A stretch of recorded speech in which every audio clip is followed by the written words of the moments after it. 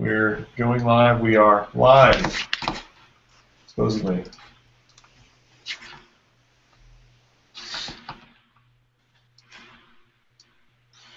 Cool. Who's in charge of this one? Bill, I think. Sure, I can do it. All right, standards-based grading. So first off, I guess this is a technique, almost you could say, of record keeping, in which you don't store things as like an average, but you break down your class in terms of standards or objectives that you want your students to accomplish, and then each of their assignments, or the relevant assignments, feeds directly into those. It's a really nice way of parsing grading, and instead of giving like one grade for a single assignment, you can really break down the assignment in terms of the competencies and skills that you're hoping to work on for each unit and for the class as a whole.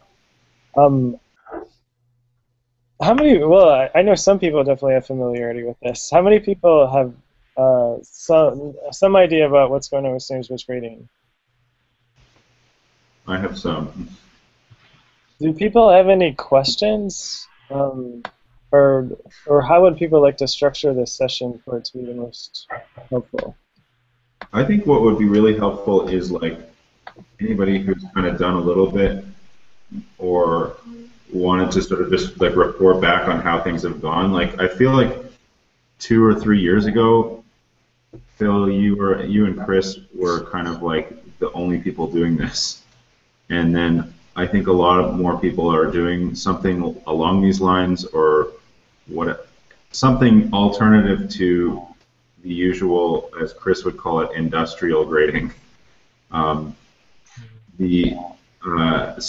I think it would be really cool just as like I mean, we can spend time sort of clarifying what SBG is, but I think most people here know what it is, and it might be more useful to sort of have people just share their experiences with what has worked and what hasn't for the last couple of years.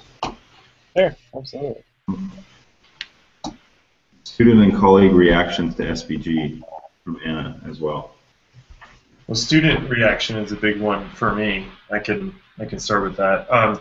So I've used various flavors of this. I've used things where I had 10 to 12 standards, which are really kind of topics or categories that, you know, an assignment would cover multiple ones. Like if we were doing part writing stuff and the standards, like maybe cadences was a standard, modulation was a standard, strict voice leading was a standard, those kind of things. Harmonic syntax would be a standard. And so that in each assignment that they would do, you know, multiple of these things would be part of the assignment, and they would get a score, usually on like a 4-point scale or a pass-fail scale for each of those separate standards. And I think that's similar to what Phil does. I think the difference when I did that with what Phil at least put in the article that we wrote last year was that I tended to take what they were doing most recently and have that be their current score rather than an average or a weighted average of everything according to each standard. And so that left some subjectivity on my part. I mean, honestly, I think it just made visible the subjectivity that's always there when we grade. It didn't actually introduce any. I think percentages and averages and formulas create a sense of objectivity that, or a veneer of objectivity. It's not actually there. And I've also done some more open-ended things than that. Like for 20th century music, a couple times now, I've had primary parameters, secondary parameters, extra musical relationships, those kind of things, and just throw like, okay, here's Rite of Spring, here's a Stravinsky string quartet, here's a Webern string quartet, here's something from Pierre Lunaire, where there's not a set technique that comes up in all of these assignments, but it's a little different, a little more flexible. And then the last system I've used is essentially a contract grading scheme, where they have pretty open course objectives that then, before they get to the high-stakes assignment or project work at the end of the course, they propose some details that would accomplish those objectives but are very individualized for them. So that could be like yesterday we talked about interdisciplinary courses, and maybe the music majors and the computer science majors or the grad students and the undergrads have some different expectations, but they're still hitting these same big objectives. I did it at my music cognition class, where for their final project I said you create a 5-point rubric that accomplishes these goals but is specific to your project, and then they'll all be pass-fail. The student responses, when I've had them do things like self-evaluations after their work, which would determine their grade, that was forcing them to do that high-level thinking about what they were doing in reference to these objectives. In some cases, for the first time, they shouldn't have been, but some were putting it off and kind of waiting until their anxiety about their grade was so high that it was very prohibitive for a lot of students. The ones that right away took to it were fine, but the ones that were kind of putting it off or asking questions or kind of getting behind on stuff because they were uncomfortable with it, then when it finally came to the time to turn something in, it was very difficult for them to know what they were doing. So that's why I found the contract system, where before they get to the high stakes, they negotiate with me what are the expectations, was much more helpful. In classes where I've determined, like, this is the standard, and we all need to know this before we go on, I've found that in small classes with a lot of time, there's a lot more time in which we can work through any anxieties or confusion or just unfamiliarity. When the class is big and doesn't meet very often, I need things to be neater and tidier and more familiar to them. And so, based on some experiences the past couple of years here at CU, I've kind of come to a conclusion that I need each of my standards to line up with some really specific assignment or assignment type, rather than have them be open and flexible. The flexibility is great, but too many students shut down before they do the work they need to do to take advantage of that flexibility. But what I really want to keep there, and this is something I wrote about like 3 or 4 years ago, is not grading in terms of here are tests, here are quizzes, here are homeworks, and they're categorized together. But really making sure that to the extent that we have categories for grades, or the extent we have something that goes on that last stage before the grade is calculated, that those things are musically meaningful things. So all of the work they do related to secondary dominance, for example, gets grouped together. Whether it's a homework or a quiz or a test or a part writing assignment or something, it all goes together under secondary dominance. This is a concept that they would need to know. And I think that has been really helpful for students, because even the ones uncomfortable with the system, they know what they need to do to get their grade up. And they come into me, we're not like, okay, I need this grade, I have this grade, where's the easiest place for me to get extra points to bring it up? Which often means, what's the thing that I'm best at that I can just do a little more of? Which is the opposite of what they need pedagogically. If they're lined up by concepts and skills, and they come in and say, okay, to bring my grade up, I need to take these things that are really low and get them high. And so those skills that I have not done very well at, or that I just haven't attempted enough work on, that's where I need to devote my time. So then they come and see me and say, okay, I need to bring up my grade on whatever skill it is, and then we can work on that specific thing. And it gets a lot of that conversation out of the way first. So all the points and formulas, that's out of the way. It's like, I need to get this up. I need to be better at dealing with pitch relationships and Stravinsky, that kind of thing. Now, Chris, one of the things that I'm always curious about is this idea of multiple assessments versus like a single thing. Because I remember when I used this for my oral skills class, I remember having a student, he was a good guy, but he just was having a lot of trouble with dictation.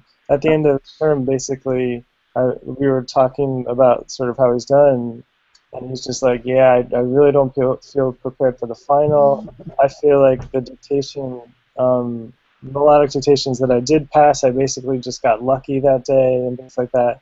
So that's what made me think, and situations similar to that make me think like, well, is one good assessment really enough to say you pass a student? Like if you've gotten like failed, pass. It's like, did you really get it, and how do you or how do you design assessments in a way that you feel confident that this one pass actually does ensure that your students have that skill or understand that concept?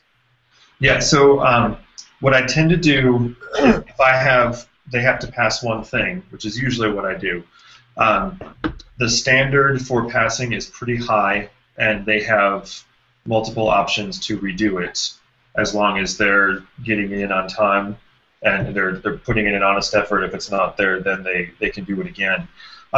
And what I don't know that I have like database evidence for this, but when compared with the traditional approach of averaging things and giving partial credit for things along the way, I find that getting it right once after multiple fails is often, especially given the higher standard that I hold them to on that, is better than enough partial credit along the way to get the C or to get the B in terms of what they're able to do the next semester. I mean, really the proof was in the pudding when I had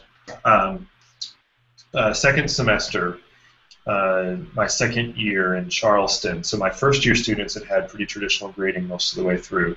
And then my second year of first year students had all standards based stuff in the opening semester. And so for the fundamentals then, when I would go back and forth between RL Skills 2 and RL Skills 4.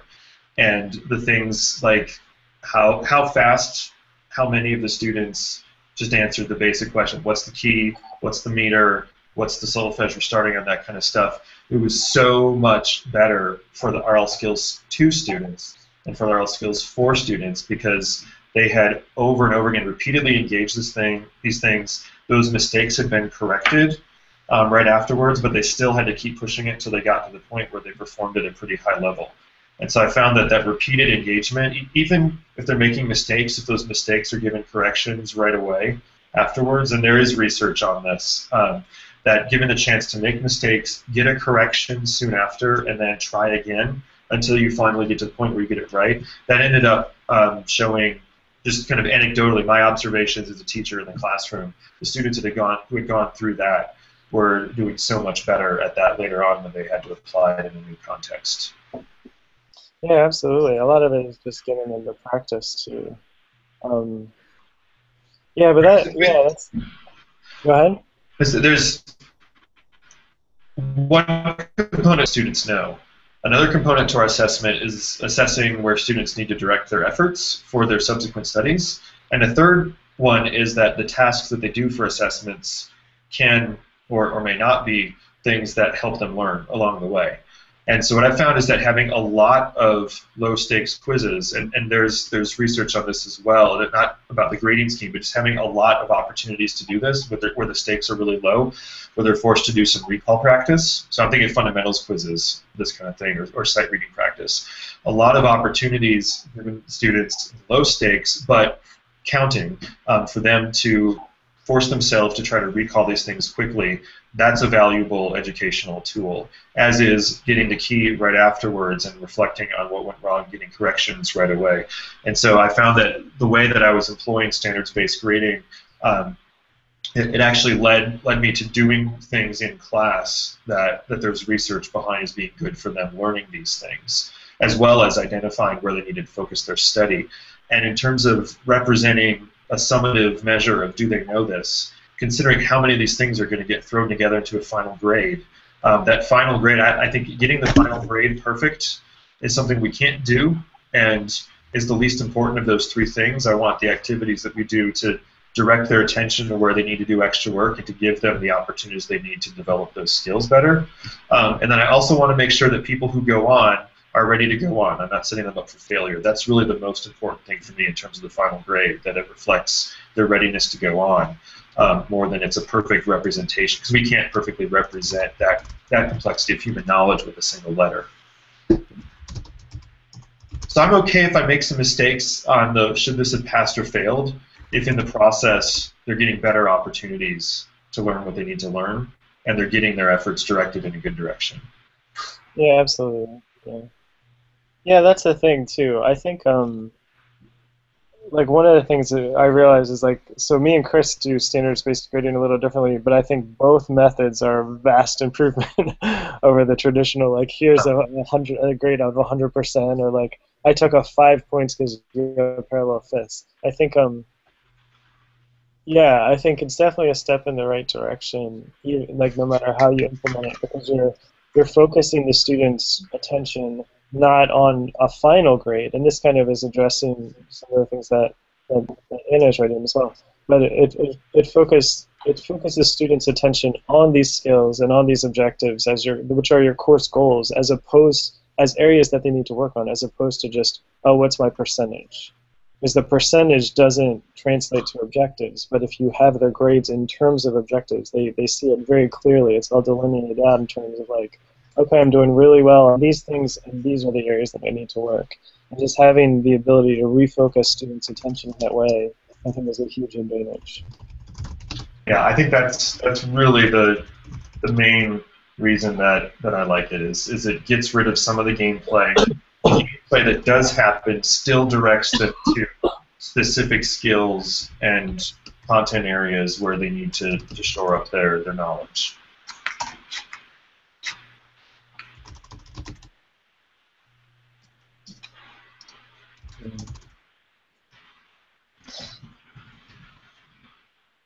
There's too many chats in too many places right now.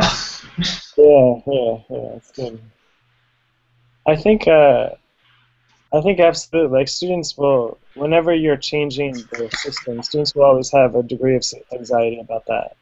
I mean, the first time I was running standards, students were just like, "Oh, I don't like this system." Like, you know, I had one set of parallel fifths, and like, you know, you took down my voice leading grade. But if in a standard, like, you know, a part rating assignment, I would have gotten an A- or something like that.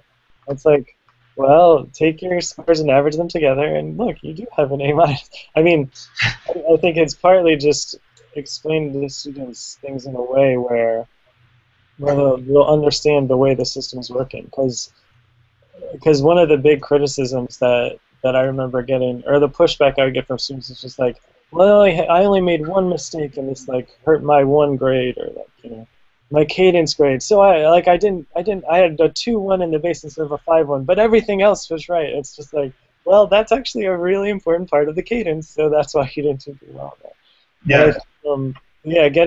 Like having students get that minute attention on different aspects of what they're doing, I think can be painful for them because they're used to just like, it's mostly right, so I should get a pretty good score.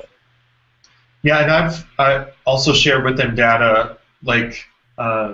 You know, the average grade in my class has gone up since moving to SVG because it actually identifies some places where they can do some work. It forces them to succeed early on the things that they'll actually need later, whereas they might have settled, like, I want to get a B, so I just need to be averaging a B all the way through. So as long as I'm doing 80% early on and don't fall, I'm going to be okay. The problem is if they're getting 80% even on the ultimate, you know, last attempts on things, in week 3 and 4, they're not going to be fully prepared to do as well as they want to at the end of the semester. Whereas if they got 100% knowledge and 80% of the things, they're going to do better later. The other thing I've noticed, and I think I can show you my whiteboard here. So average base grading ends up with some kind of bell curve with the peak usually around B or C. But that C student could be one of several different things. It could be an F student who did every assignment, who worked really hard, did some extra credit, got all the effort points on those early assignments where we had the grades, but never got to the point where they did A's and B's on the early easy homework and then did D's and F's on the big stuff later, but it ends up averaging to a C. They pass, they go on, they're totally unprepared. On standards-based grading, my classes almost always look like this, having some big hump over here and some little hump over here around D or F, or sometimes it just trails off and there aren't any failures, or there's maybe one D or something. But the median grade is almost always A- or B+ rather than B- or C+. And it's because early in the semester, this hump is much bigger, and there's a lot less people up here, and I show them this, and and I identified the specific areas for these students that need to improve. And as things go towards the end, something clicks. They finally get the system, or they finally get that concept, or they really turn it on, or the opera is over and now they can do homework again. And then they push themselves at the end into that big group on the end. And when they do that, because they've, if you do 10 tries, but you finally get it on the last one or two, and that's good, well then their grade ends up being better because it's actually a reflection of what they know at the end rather than how they've done throughout.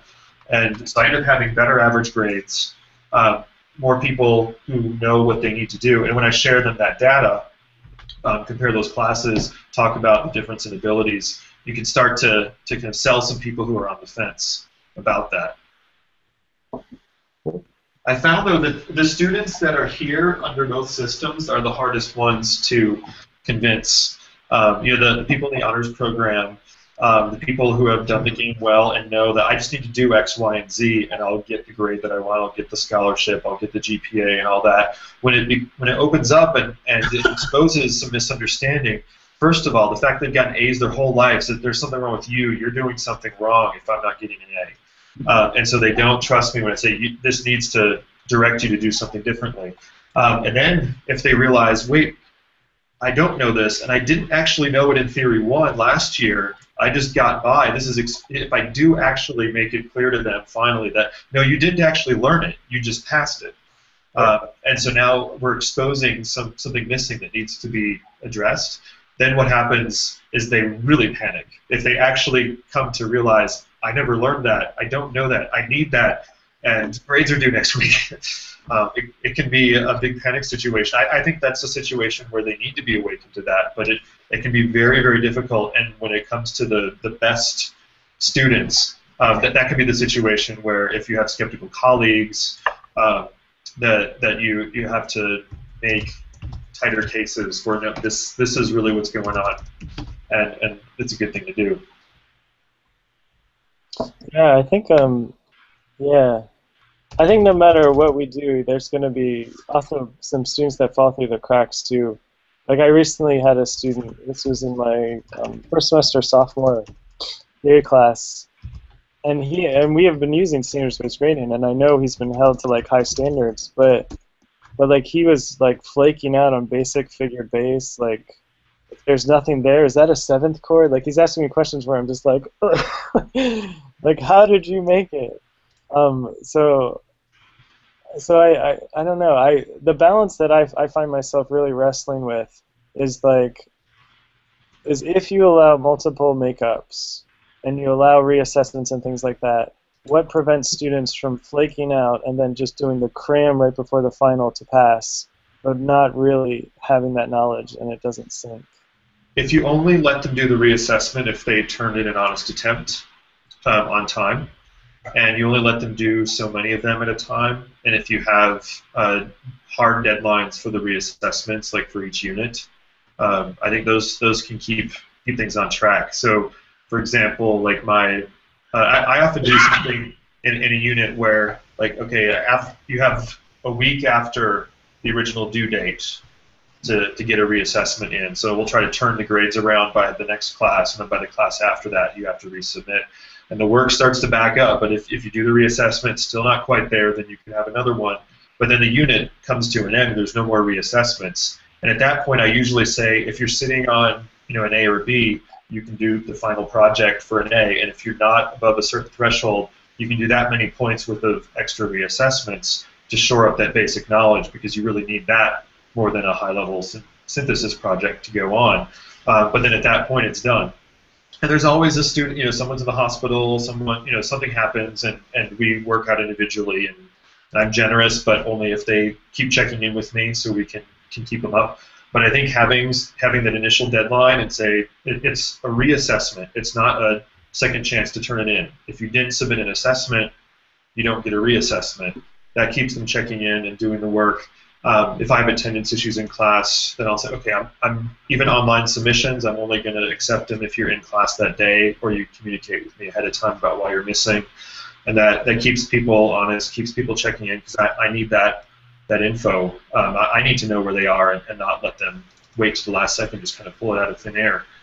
But honestly, if they can do that, like, I don't want to be grading their behavior. I don't want to be saying, you have to do what I said to do, even if you know this stuff.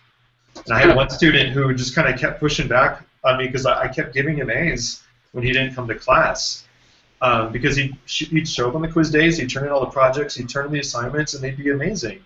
And he was like, I feel like I'm not doing enough work to get this A. I'm like, without showing up to class, you're doing better than most of the students, showing really high-level detail. And I know what you're spending your other time on. You're not just going off and drinking. Like, he's doing these transcriptions and arrangements of musical theater projects. I mean, the reason that he's so good at this stuff is that he's engaging in these musical concepts in a lot of other ways. And I don't want to be like, stop, doing that great work so that you can just do the little assignments that I've told you to do if you can do it. But the problem is I want to have a system so that people don't use that as an excuse to like not do the stuff when they aren't in his situation, when they aren't the kind of people who can just pull it off. And so that's where we need these checks, especially for the bigger classes. Yes, Neil. I put it in the syllabus, and I also tell them, when things come up, I'm going to default towards generosity. If you're open with me, if you're in contact with me about something going on, I'm going to trust that you're telling the truth and we can work it out as long as you're keeping in touch with me. So I try to be flexible there. But if they don't say, hey, something's going on, I'm sorry, I can't get it in, can I have a little extra time or whatever, if they don't do that, then that's just it. And then if they don't get in touch with me after they saw a blank or a 0 or whatever, then that's their responsibility at that point. And you're still using Google Docs for your gradebook, correct? Yeah, I'm thinking about going over to D2L this year just because it will be a little easier to coordinate the TAs and the graders, because we have some weird course reorganization going on this year, so I'm trying to keep things a little less novel for them. But I've really liked Phil's Google Docs gradebook thing for a lot of the stuff that I've done, or have them submit a text Google Doc as a course contract and then link to the documents that include their work when they submit it, so that I can evaluate it there and give them comments in the doc. That's been pretty helpful.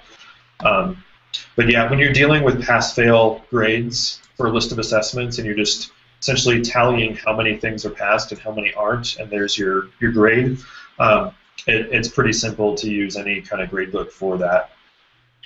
I feel like when I tried this with music theory, I wanted to come up with too many checkpoints.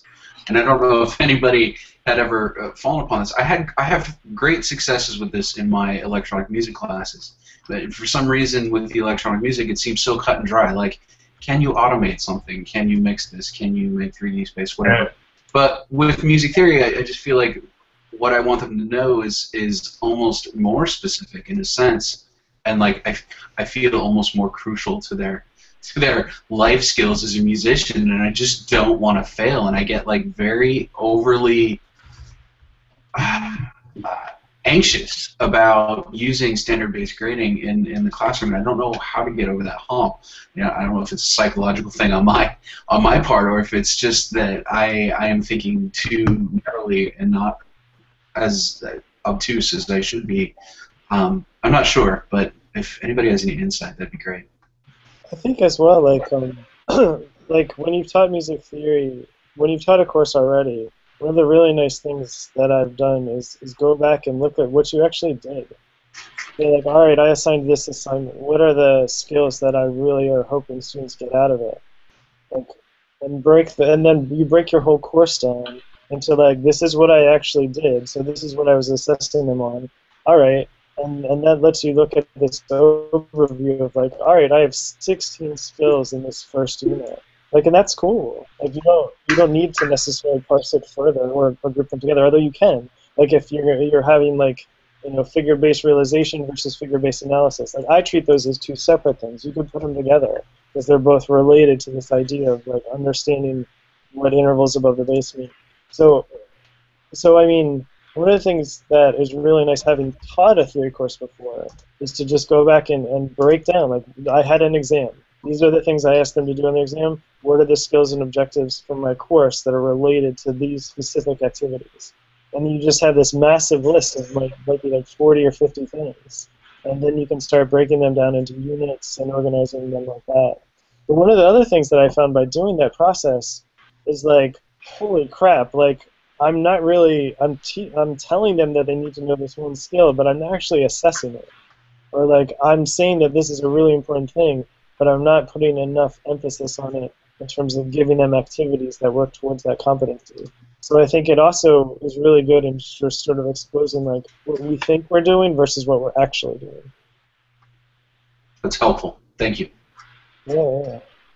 Yeah, so for my cognition class this summer, since it was only 5 weeks, and it was not a research-oriented course, I mean, it's content that we were plowing through, and I didn't have that in-person interaction with everyone in one place. I didn't feel like I should just throw, and it's also not in my department, and so I didn't want to just like throw this wholly new thing at the students. So I tried to come up with a system that looked a lot like what they were used to, but accomplished the same purposes as SVG. And I think this is where I'm going to be going this year with, well, I know it's where I'm going to be going this year with my theory courses. But essentially what I did, and I'll give you guys the link here, and then there's also an assignment guide where for each category of assignments, I'm going to give a model or a video where I talk through it, some kind of demo.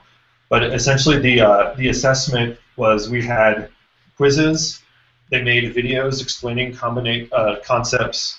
They made text explanations of how some of those concepts related, and then they had a final project. So it looks like quizzes homework project, which is what they're used to seeing. But I aligned this kind of like Enoch wrote a couple of years ago, according to the trivium in music. So the quizzes are the information, the grammar. The conceptual videos and relationships get into the assimilation of the concepts and the application of logic to them and tying them together. And then the final project is some high-level synthesis or application. So I'm actually, and then within the conceptual videos and the concept map contributions, every point that they're getting is relative to a concept that's on the list for the course and that's in the textbook that they're reading or in the videos that I've made for them. So it looks like, and it's just, this totals up to 50 points, and the percentage of points you get is your final grade, and it's 90, 80, 70, 60. So it looks familiar. No one had questions about, like, why are we doing this? What kind of system is this? But at the same time, I was kind of ensuring, basic informational knowledge, conceptual understanding, and ability to synthesize and apply. And I was lining up with specific concepts. And for things like the quizzes, those are easy. They're open note online, so there's no reassessment on those. They have to do that so that it prepares them for what comes next. But the videos, the concept map stuff, all of that allowed either they could collaborate on the quizzes too, but all the stuff they couldn't collaborate on, they could reassess in order to make sure they get the concept right. And then there was built in some engagement with the concepts that they didn't do videos on that other people did. So if they avoided making a video on something that was difficult for them, they'd have to go watch someone else's video of it so they'd engage it again and put some comments in relation to that or try to connect it to a concept that they made.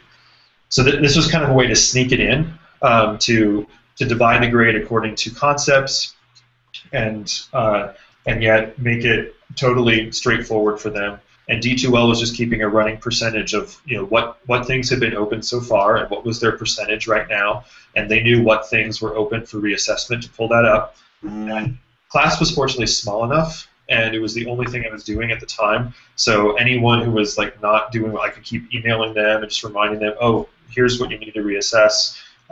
You're not looking as good as I'd like you to be right now, and so I could check in with them. But it made it really easy to identify who needed checking in with and what specifically they were struggling with, so we could fix that up. So I like this hybrid model. What is D2L for people who don't know? Desire to learn. It's just it's like Canvas, Blackboard. It's just our LMS. So for my online class, I had to use that. So now I know how. So I'll probably use that in the fall, just because there will be some other classes on there. And then, yeah, one less new thing for them to learn. So at least with the gradebook there. Yeah, usually the gradebooks these days are pretty flexible. Yeah, which means it's a pain to learn and figure out how to do what you want to do. but yeah, if it's just pass fail and calculate a percentage, even by category, that's really easy to do. So. Frank Nochese does SPG. He's a high school physics teacher, mainly AP physics, and he has what he calls KISS, Keep It Simple SPG, where you have all the standards, all the concepts for the course, and they're each you get 50 points and then 50 points worth of standards, and that's your grade. So essentially, like, you get all the way to 50. I mean, really, he's saying like 20% is an F, 40% is D, that kind of thing. But he's like, you get 50 free points, and then everything else is just percentage based on that, and it makes it pretty straightforward for the students, and it looks like a percentage. I have found that no matter how simple it is, if it's unfamiliar, it's complex. And I really want to make it look like what they know, so I don't spend so much class time coaching them through the system. Because that was really annoying this last semester. I had a lot more students than usual who were just like, this is different. Like, it's simple, but it's different, so I don't get it. So I won't, dig into figuring out what's going on. And I just want to make it look familiar enough that the assessment is not front and center, but their work through the music is front and center. I wonder what Frank as well also doesn't have any reassessments. Oh, sorry. Yeah, Frank in his KISS method doesn't say reassess. He says no reassessments. Just you don't do that. I think that'd be hard to sell students on. Yeah, I don't want to do no reassessments, because then I have to make them really easy, and then the assignments aren't as valuable as they could be. Right. I was just tweeting about reassessments, and like, it's really like a dangerous road for the instructor sometimes. Like, as much as I see the benefit for students, I've run into the issue where students take their assessments less seriously because they know that they can just redo it. And so I would have situations in which, like, a student would want to just like come in every single day for a week and like reassess their interval quiz or whatever. There's some policy things that I think that Danny and I have started putting into place that were really helpful for that. During the last month of classes, you can only make up one assessment a week. And I think another good one is like to show evidence that you've actually tried to improve outside of your. You can almost have like the time that you took the quiz before. Yeah, you can call them like reassessment tickets or something like that. Like, we have an oral skills lab, and we have to say, like, you have to go here for 2 hours in order to get a reassessment ticket to work on this skill. And then I can talk to the TA who worked with them to say, like, how are they doing? What are they working on? So, I mean, I think like, reassessments, especially in the crunch time of the end of the semester, you have to treat those really carefully, because students will. They'll try to be like, all right, see you tomorrow, and like, people who can't swim just like flopping around till they get on the beach, and they're just like, yeah, I passed it. But I mean, that's the situation you really want to try to avoid.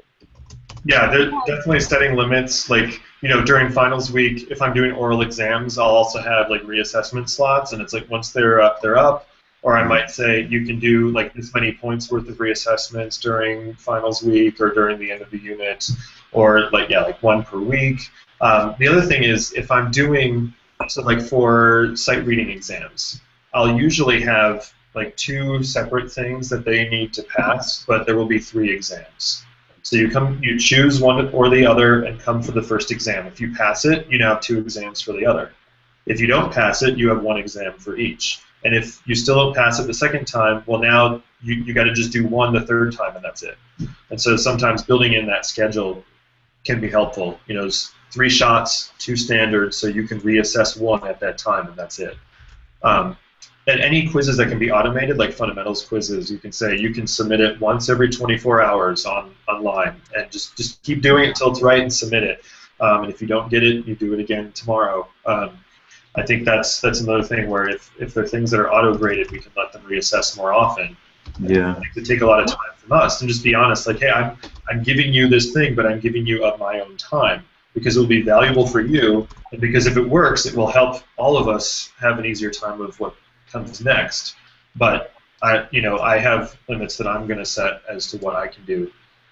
I wonder, the other thing that I've come across that's been, I mean, it's again like it's a selfish thing for me, but like I feel like students take advantage of like my generosity with my time in these situations. And like one of the things that I've come across, yeah, online quizzes are great. Like I would happily have my students do an online quiz a million times until they got it right.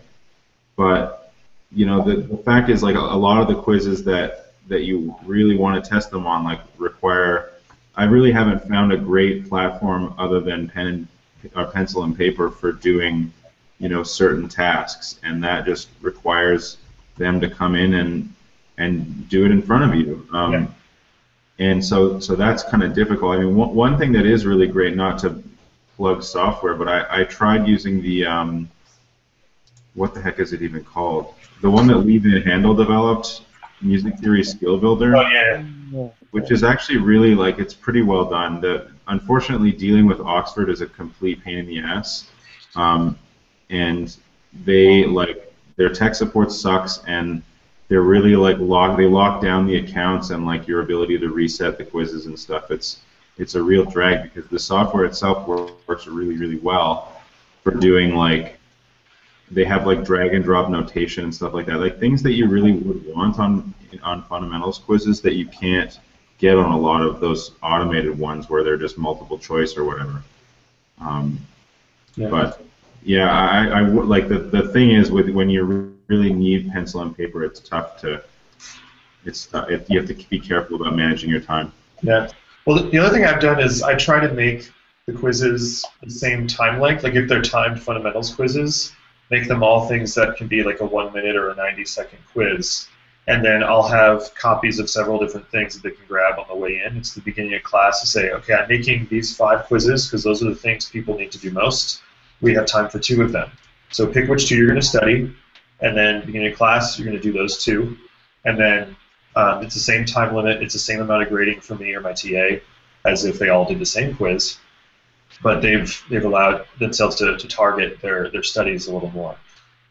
That's harder when you have things like interval writing needs to be a long quiz, and so you kind of work that in. But yeah, I wanted to say something about the cheating thing. I mean, this happens whether you do an SVG or not, and of course reassessments don't need to be SVG. You can do traditional grading with reassessments, which I think is actually probably more important first step pedagogically than changing the assessment system, is allowing students to come back from their failures and get better.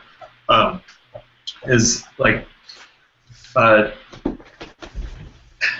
with the fundamentals stuff. I know, Phil, you do this as well, quizzing online. I kind of just don't worry about it. It's such a small portion of the grade, and it's always the lowest level thing that we're doing on the online auto-graded quizzes, because the sophisticated stuff, the stuff you really need to do to get that A or B, is the stuff that you can't automate the assessment of it. And so if they need to cheat to get the stuff that's the very basic thing and that they already have that many opportunities to do at home on their own,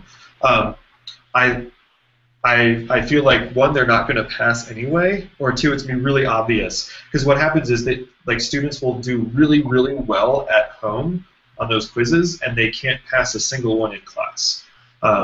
Or they ace those, but then they don't actually, like when you ask them a question in class, or when they're trying to work through something, or they're trying to synthesize it, they can't actually do that, and then you know that there's a problem. And then the question is, do I go after them for academic dishonesty when I don't have concrete proof, or just say, look, you don't actually know this, let's get this? I mean, sometimes I just guilt them into saying, look, you did so well on this quiz, like what's missing here? And then, and I mean, ultimately, I want to get them to the point where they're being honest and they're doing it right. But I have yet to be in a situation where a student, and that I know of, where a student cheated substantially and got a good grade. It's just impossible to do the other stuff. Yeah, I mean, I found, like, just talking to a student about that, I was like, yeah, I had a student who got like the highest grade possible on like a figure-based thing, but then this is that same student who was asking me, like, if it's blank, does that mean a 7th grade? So I mean, I took him aside and I said, like, what happened? Like, what happened? How did you do so well on this assignment? And he's like, oh yeah, well, I sort of maybe got some help from a friend and blah blah blah. And it's just like, well, that's not going to really help you when you're taking a quiz.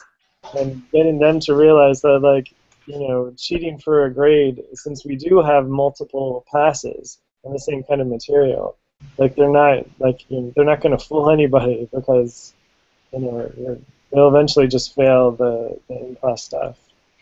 Yeah, I even got a comment on a teaching evaluation this last semester or course evaluation from a student saying that the transcription assignments were so hard that the only way he could pass them was using Shazam and IMSLP. And I'm pretty sure I know who that person is.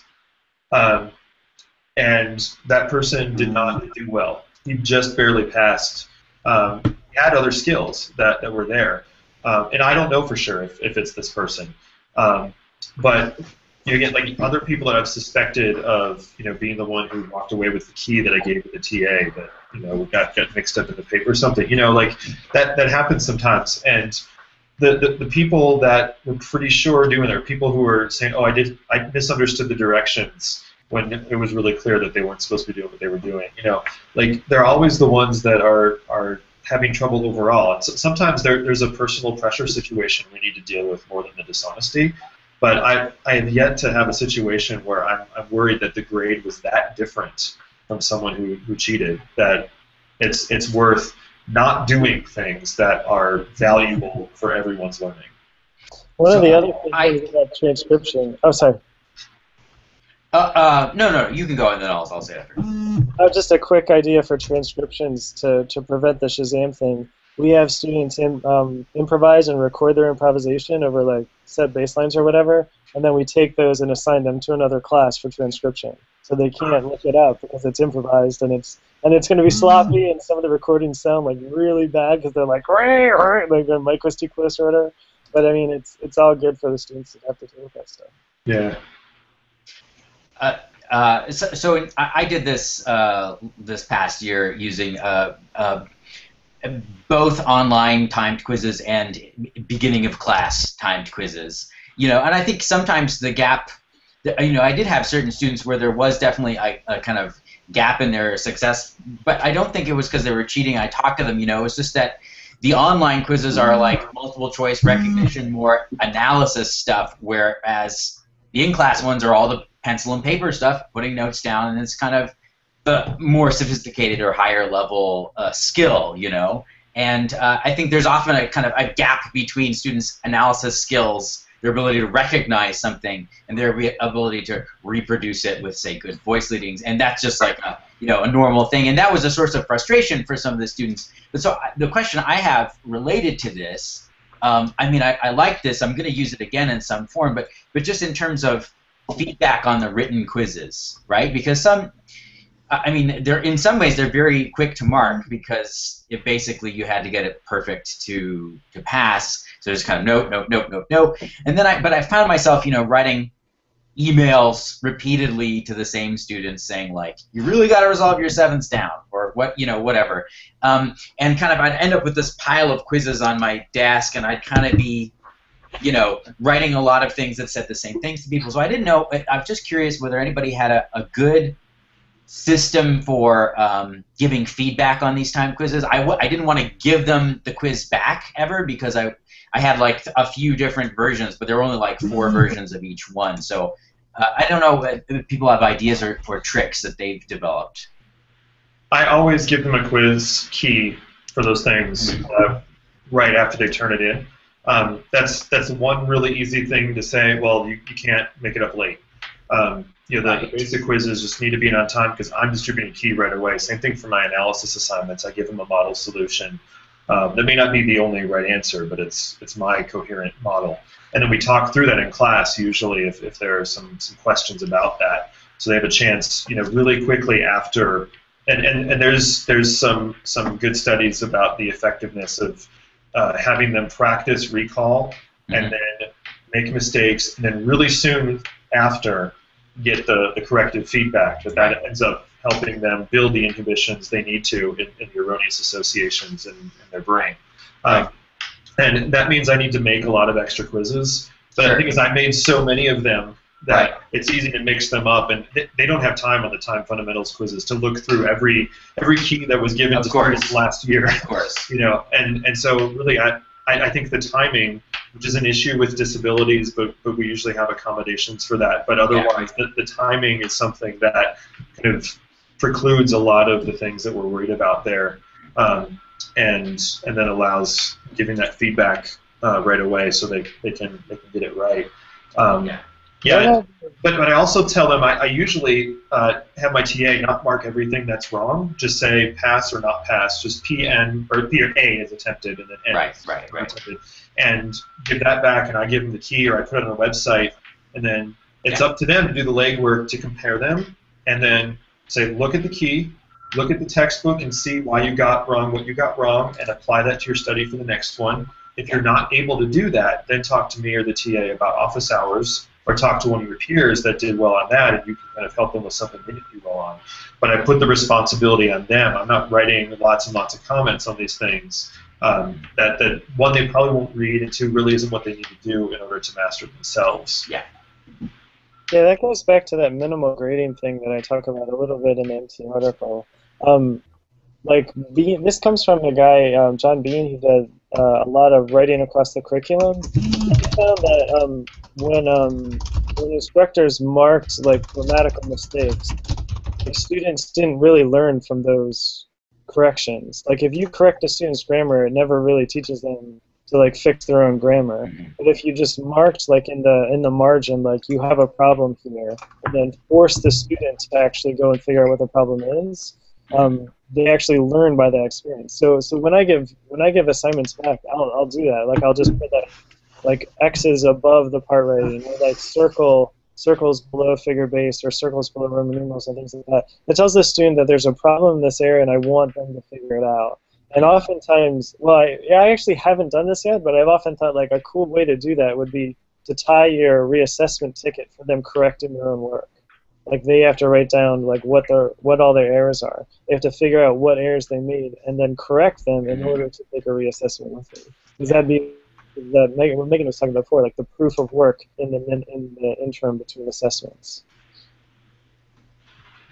I had a really good experience just letting the students choose if they wanted to do a reassessment. And all it came down to was, if you want to reassess a skill, you fill out the form and you show me the work that you've done, and you will be considered for a reassessment. Now, most of the time, that was all it took for a student who really wanted to improve to say, hey, this is what I've been doing outside of class, or I went to the enrichment labs on these days, or I took your advice and tried doing A, B, and C. And those students would get a reassessment. And most of the time, students that didn't want to put in the work wouldn't bother filling out the form.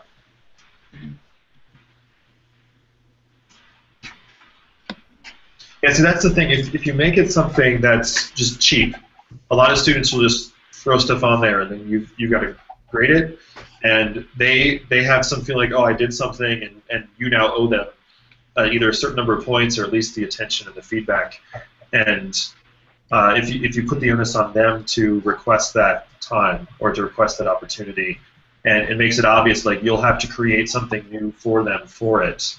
There's a sense of social obligation there that means that those who are being lazy, the lazy thing is not to reassess. Whereas previously, we're going to have another assignment in class, turn something in at the end.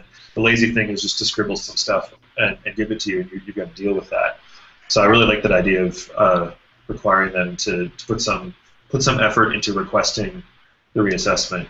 The only thing I worry about is the students that are just shy or fearful of the instructor, or just have some, they feel defeated by needing it and not asking for it when they would make use of it. Do you have any sense of how that worked out, Megan, when you've done that? From what I've experienced, most students have been pretty okay just coming in to chat with me or to do the reassessment. I feel like this was something that I tried to set up at the beginning of term, and just kind of to set up the environment as a, I don't care if you want to do a bunch of reassessments. You've just got to work with me. Show me that you're ready, because I want to set you up for success. And I don't want you to just keep taking a reassessment and failing. I want you to succeed. So if you can show me that you've set yourself up for success, then I am going to do everything that I can to help you. And most students respond pretty positively to that.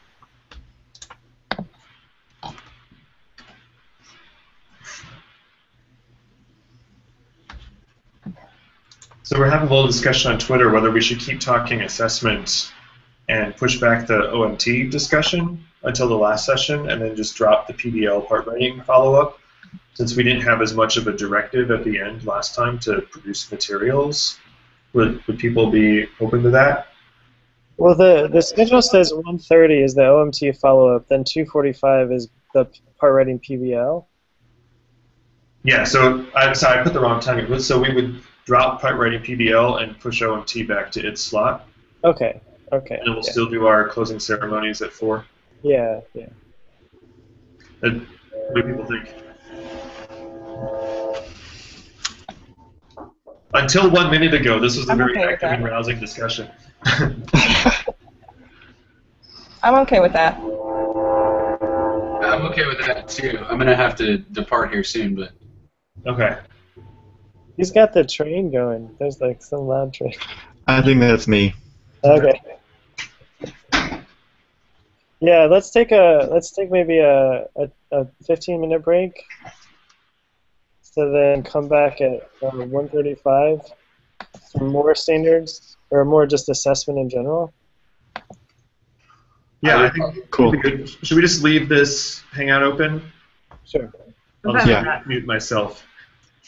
I will see you all on the Twitter sphere. Okay, cool. Yeah. Yeah.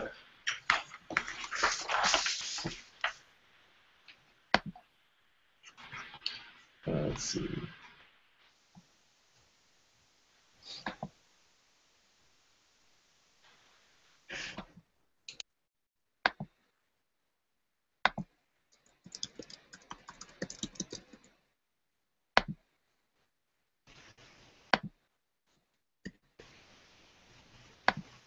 So I just pushed everything back by like 5 minutes, but Sounds good.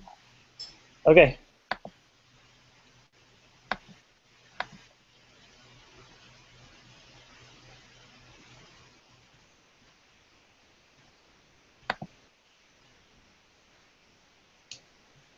So when are we starting back up?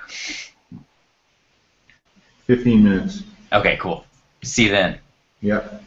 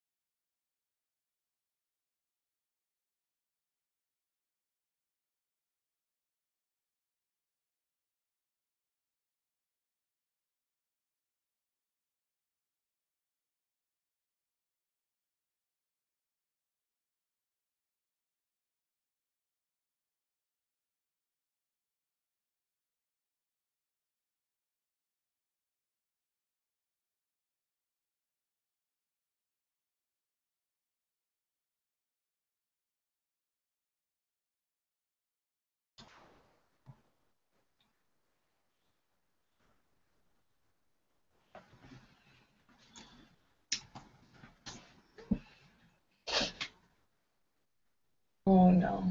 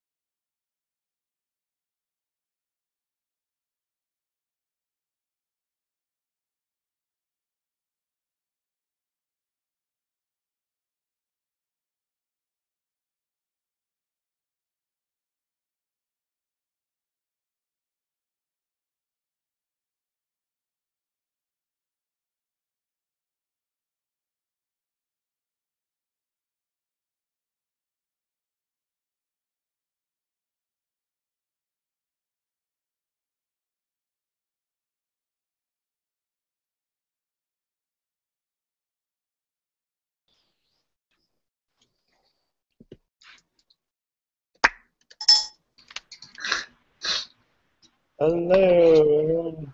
Yay. You can get this link and reshare it again.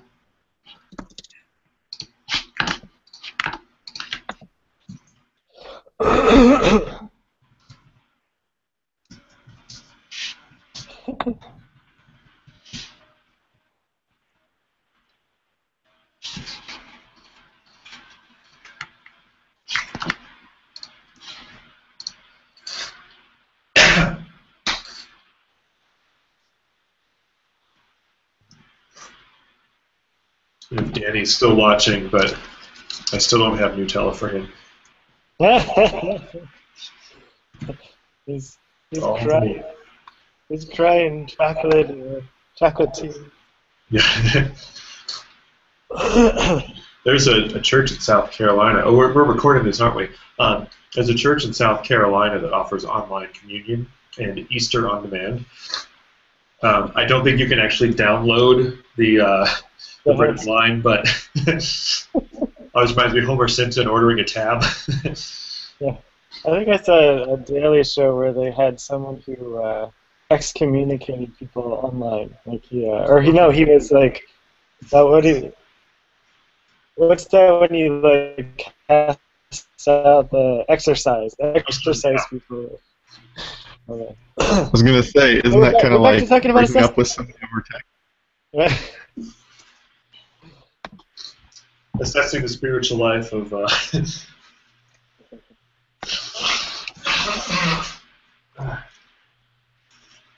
We're recording this too, aren't we?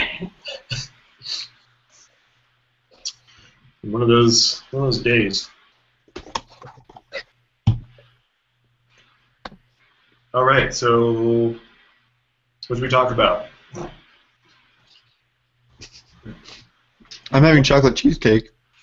Oh, Wow. pass it around. And you give it a pass, attempted, or borderline? Borderline. Yeah, But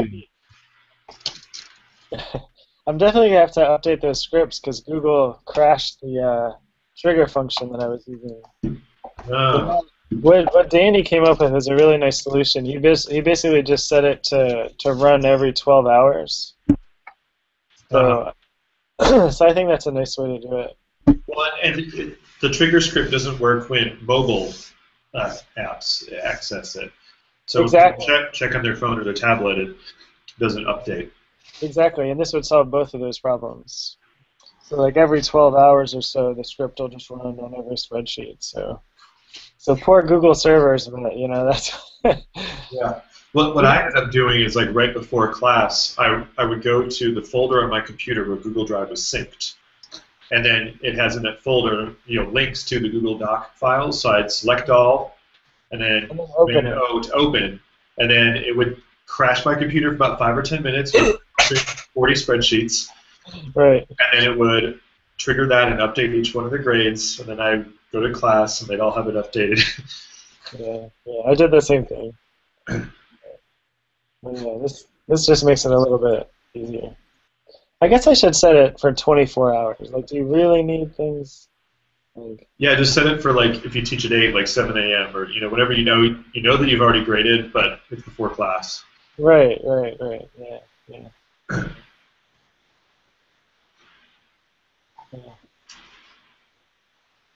I mean, towards the end of the semester, you might want to do it earlier than that, but yeah. Or every 1 hour at that point. That's how often we'll be checking it. So I guess we hit a lull. What's the plan? What do people want to discuss about assessment, standards-based or otherwise? Trying to think of where we left off.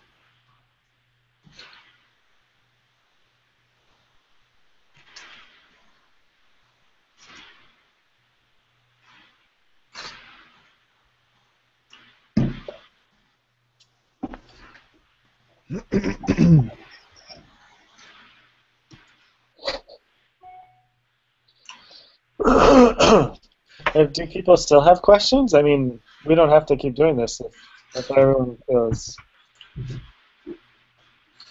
Well, one thing that I struggled with when I tried implementing standard-based grading last fall was, this was for an orchestration class, was deciding how to group, basically how to set what standards do I want. You know, do I group these things together under the same heading, or do I split them up and then you have like 21 different categories that they, you know.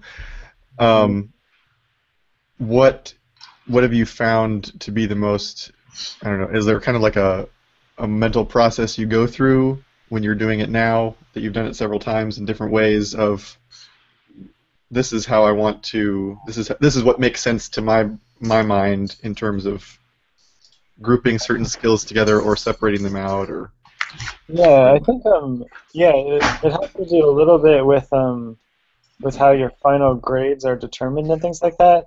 But one of the things, I got this from an old theory professor, Jim DePogny, who basically said, like how much would this be worth if a student absolutely fails it?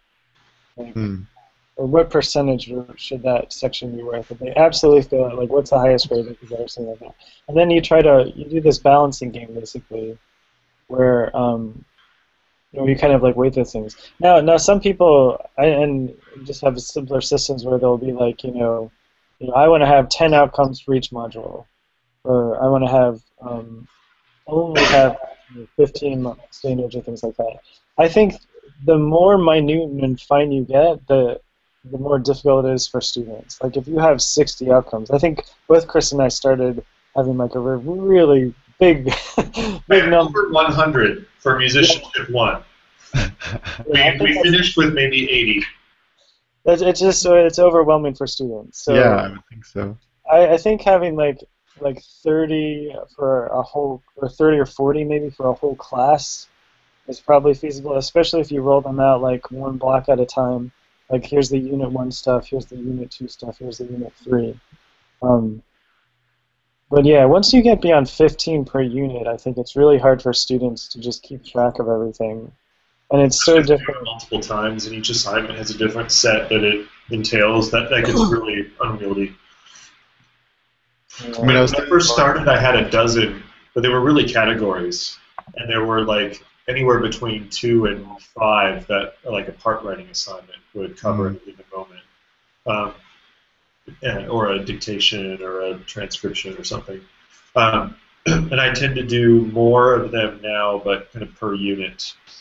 And so what I've done, and I think I'm going to move away from this, this gets a little weird, is what we talked about last year that Brian and I were doing, where you would have like each layer of a formal analysis would be a standard. And then, so you have to show that you can do phrases right, and modules, and cadences, and cycles, rotations, that kind of thing. And what I found with the graders, that was confusing, because if they got like BI, CI, cadence, but the cadence was wrong. BI, CI, cadence is antecedent phrase, but BI, CI, no cadence is compound basic idea. So I would have a non-theorist grader who would be forced into the position of, okay, if they got the bottom layer wrong, what should all the upper layers look like? And it was really easy for them to make mistakes along those lines. So I think I'm, and then of course, what would happen is if I'm taking what's your most recent attempt, they would get cadences right 3 times in a row, and then mess up on the last one in cadences when they finally get the other things right, and they never get them all right at the same time. And so, like, how many points do they get for that? And I've really just started to come to the point where, like, you keep doing it to get everything right. And then it's worth, one thing is, like, I can do a good sentence analysis. And once they've got a good sentence, or 2 or 3, like however many we think is important, they can do it completely right. And then they can go and find some periods and do that. And I think that ends up, it makes it a little simpler because it's right or it's not. It makes it easier to pass off the grading to a TA or a grader if you're in that situation, or just to do it quickly. Say, no, it's not right, and then hand them all back with the key. And then you don't have to mark each single one of them and then field questions if they have them. But yeah, just having a bunch of really small things like that all at once, you have to come up with some way to group them in a way that makes sense in terms of the grade. And anytime you replace the Byzantine, weighted averages, break every statistical 101 rule in the book to calculate a grade, and then replace it with another set of weird formulas and arrangements and bundles and things. It's more work for you. It's harder to get into a digital grade book, and it's more confusing for the students. So if you're going to do something non-traditional this way, I think it really needs to be simple. And I think the simplicity is what's important about doing this, is because it helps direct their attention to something they need to do. Has anyone tried? Does anyone want to talk about? Oh, sorry. Go ahead. I was just wondering if anyone has tried weighting different categories or standards differently. Like if some you feel are more important than others. Is there any value in doing that? One of the things that I do, instead of getting into like weight and things like that, I think Chris is right. The more complexity you add to it, the more difficult it is for students to sort of understand what's going on. The one thing I'll do is say, like, you have to pass all Unit 1 standards. If you don't, you get a D-. Right, so they're essentially all the same. Yeah, but I mean, regardless of what the numerical average is, like I use a 0 through 4 scale, but it doesn't matter. They need to get a 3 or higher on every Unit 1 standard. If they don't, it's a D-. And that's just like a hard cutoff that says you have to know all these fundamental things. Like, and it's really, and I feel very good about that, because in a way, like, you're telling students, like, look, you could pass, but I'm not doing you any favors, because if you don't know this basic stuff, you're not going to make it in the next semester. And I think if you explain it in those terms to students, then they can at least understand, if they don't, even if they don't like it. Mm-hmm. I wonder if some of you who've done this before could talk through how you come up with, like Enoch's question about the number of standards and that sort of thing. Like, what would be, if you could just talk through an example of how you kind of take a sort of normal unit, and then how do you break that down? What's your thought process for coming up with standards 1 through 15 or whatever it is? Well, I think if they are learning objectives, if they're content and skills that you're covering, that's something that we should be thinking about when we're planning our teaching, no matter how we read it. I'm just asking if you could, as an exercise, talk through one of those together so that people could have an idea of what actually happens. Yeah. So let's, you want to take like classical theme forms, since we were just looking at that yesterday. Sure. I should say how we would line up standards for that. Sure. So one way I've done it is, like I said, with the layers. So they're going to have multiple quizzes where they're given several themes that could be census periods, hybrids, or compound themes. And they would be graded like, are you correctly identifying cadences? Are you correctly identifying subphrase units, a basic idea, contrasting idea? Are you correctly identifying phrase level units, antecedent, consequent, hesitation, continuation, all that stuff? Are you getting the theme level right? And are you, yeah, that's it. And so that's essentially four things that they're getting graded on each assignment. That's nice and simple in that these are containers, these are units, they're pretty straightforward, and they're things that the students need to know. On the other hand, we have the problem that I mentioned before of, like, when you're grading them, if you get the bottom layer wrong, everything else is going to be different, and it still might be right. Like, if this is basic idea, contrasting idea, no cadence, then it should be something else than if it does have a cadence. So the other possibility is to take the concepts that are being looked at. You could say the sentence is a concept, the period is a concept, the hybrid theme is a concept, and again, cadences are a concept. And so you want to see, can you correctly identify these themes and sketch them out in terms of what they look like. So there we're not asking, looking directly at basic ideas and contrasting ideas as its own element. We're saying, can you identify a sentence by ear or by sight or some combination, and then sketch it out appropriately. And if they have the sketches handy, I usually do this open note, because the hard work here is IDing the stuff. And so they can have, like, the cheat sheet of just the diagram of the standard diagram for each kind, and say, can you then put this onto the theme? So then we could say, are you correctly identifying each of these theme types and appropriately applying it to the musical score? So then you've got standards for sentences, periods, hybrids, and compounds. So again, it's still 4 things. I think both of those have some flaws to them in terms of how they work out. If you just ask him to identify the right one, it may be that, hey, there are 3 things and the only thing left is compounds. There's a good chance that that 4th one is going to be a compound theme. They're kind of guessing into that. So that's where you want to mix them up, or you want to say, okay, go find one in the literature that we haven't covered in class. This is my strategy for this coming semester. Look at Mozart, Beethoven, and Haydn, string quartets, piano trios, piano sonatas. Find examples of these that weren't covered in class, and submit your analysis of those rather than here's a quiz, here's 4 themes. Some of you have played this before, some of you have never heard it, that kind of thing. But ultimately you start with what are the things I want the students, what are the concepts I want them to understand, what I want them to know. And then these are your standards, and then you think through what are the best ways to help them learn those standards, and what are the best ways to assess that they have learned those concepts, those skills. And so that may not be a quiz, it may not be a homework assignment, it may come out in something else. But that's where I found that, especially big classes that don't meet very often, keeping it simple, keeping the connection between what they're being graded on and what they're doing, a really straightforward connection.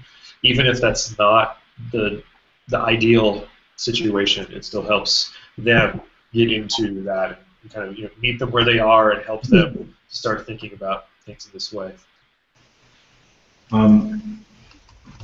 Another one with the classical themes. I mean, you can always, and this kind of extends to just about anything, but I think about the sort of hierarchy of understanding or whatever. If you think about identification and then replication and then composition and then improvisation or whatever way you want to flip that. Yeah. You can always kind of add those on as categories, right? Like in classical theme types, I tend to do, as you suggested, Chris, like the breakdown of phrase components, but then also being, and then are you able to identify the phrases, differentiate the phrases, but then also composition, right? Like, can you take a basic idea and compose it as a sentence, as as a skill that you would want to be able to do, and that's something that you can kind of build into almost any one of these. Yeah, that's something that I've tried and kind of failed at the sophomore theory level. You can ID them by ear, you can ID them by sight, you can perform a basic example of one, and you can compose one. And you can sketch out the complete formal analysis, and it just ends up being so many things that need to be assessed and then reassessed that people who understand the concepts can get really bogged down in that, and it ends up taking more class time and out of class instruction. Well, I guess that would be whether depending on what you want it as a goal, right? I mean, right. If model composition is really important to you, then that's probably worth it, and if it's not, then don't bother. Well, or if model composition is important to you, you want to spend less time on those individualized assessments and reassessments, so you have time to do that larger scale work. And that's kind of where I ran into stuff. People who were ready to do the big work were still knocking off assessments so that they could get to it, and then we just run out of time and we wouldn't be able to do the big stuff, or we'd have to drop a topic from the semester so that we could get to it. That was always disheartening. We had to do that. Yeah. So that's where, like, kind of keeping in mind what's the administrative commitment to this pedagogical decision. Because some of these things, they're good for the students to do, but we don't have to grade them. And if we're flipping, we don't have to grade stuff to get students to do it. I don't think we really need to anyway, but that's another discussion. But it could be completely orthogonal to what we're assessing. But if it's a good, helpful thing for their development, we can just do that in class and then gear towards assessments coming later. And so some of these smaller component things, we might want to assess them so that they get some confidence, so that they get some points. They're not building up anxiety towards the end of the unit. But if we're doing a pretty good job of keeping students on board and not being super anxious, we can let those small things be things that are not part of what we assess. And we're just doing them to build the skills, and then they have a bigger project, maybe with some reassessment opportunities, and they can build on those skills in that project. And then we can do a standards-based assessment of the project. Which of the 5 big things are good in this project, and the ones that aren't, those are the ones that then you reassess for a second to a week or 2 out. Yeah, in terms of the administrative burden, again, just kind of asking if people have had experiences with this or thoughts or tips. If you're working with co-instructors or a large group of TAs, I'm thinking about incorporating more of this stuff as I teach the first-year theory class. But there are like 6 TAs for that course, and so I feel like I need to start just by like designing a workshop for them or something, and of course this is always, I think, an issue. Whatever situation, TAs want to grade in certain ways, and that's not all. They have to learn how to do that in a way that's productive for the students and also is not going to take all of their time to do it. So I don't know if people have just hacks for that. Yeah, TA is a real challenge. I feel you on that one, Jonathan, and I don't know if I have a good answer for you. Like, that was part of my struggle the last couple of years, was kind of getting the TAs to buy into what I was trying to do.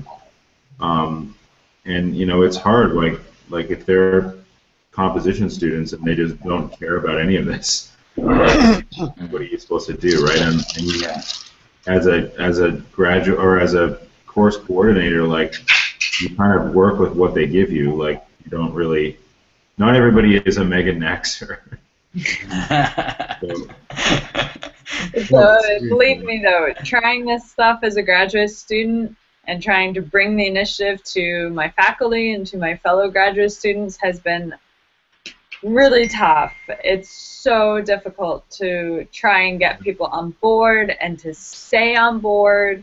And you have to sell it in a different way. Like, the thing is, and I was saying this yesterday, like, not everybody cares about this as much as we do, and it's not a negative that it's not their fault, and they don't have to care about it as much as we do, right? Like, how can I get mad at my DMA composers for not being interested in freshman theory? Like, they want to write music and do their thing, and like, that's what they're at school for. Like, you can't really get mad at them for not wanting to reassess like an assignment 6 times. You know what I mean? Yeah. They get paid peanuts, and they work way more hours than they should, and so I can't really get upset about that. Honestly, that's a reason for why people keep using the same tired exam and 10 assignments model or whatever that they do for their class.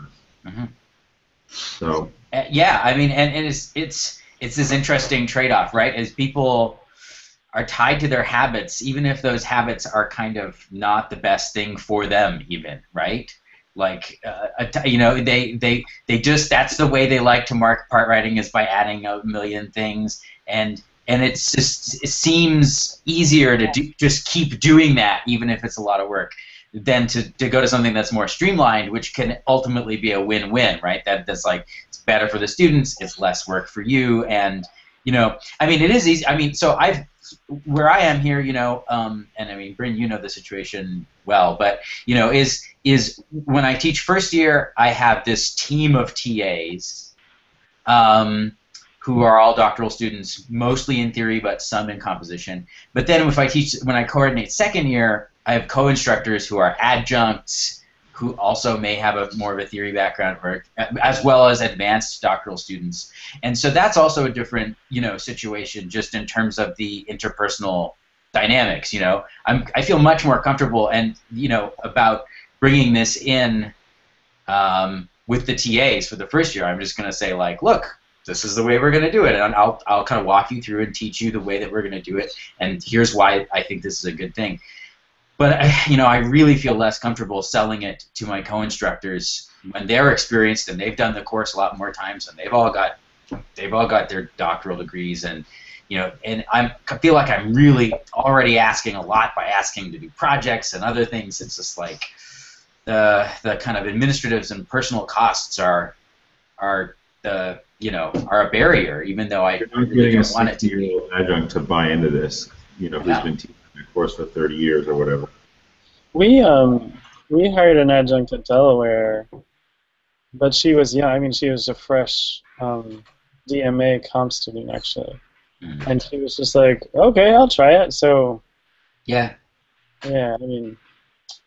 Yeah, we've definitely had some difficulties come up as I, in my first time coordinating other people, bringing in some of the stuff with me, and honestly not having a lot of time before my first semester to meet with people and prepare that stuff. Yeah. Officially, the job started August 19th. Classes started August 26th.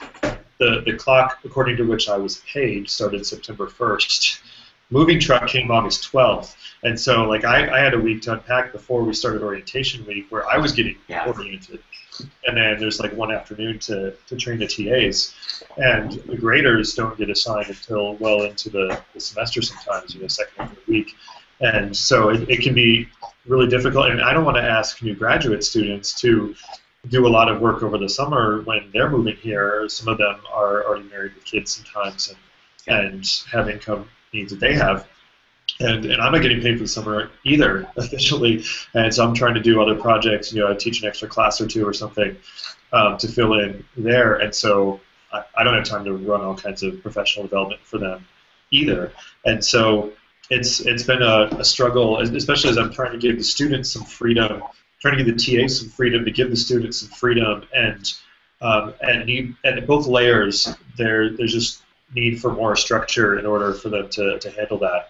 And so that's been a tough balance for me to work out. It's a little easier for me to sit down with a colleague and say, okay, we're going to teach 2 sections of the same thing. This unit is this topic. At the end, this is what we want them to know, and we'll do it our own way. But we have common goal. And we have our own ways of doing it, and we're comfortable with that, and that's okay. And then the next semester, when we mix students, there will be a few bumps here and there, just because there's always going to be something that was different, and that just happens. Right. But when coordinating TAs, adjuncts, whatever, I think as we make our curricular decisions, that's got to be a really important element in there. What's the labor cost on this? What's the administrative cost on this?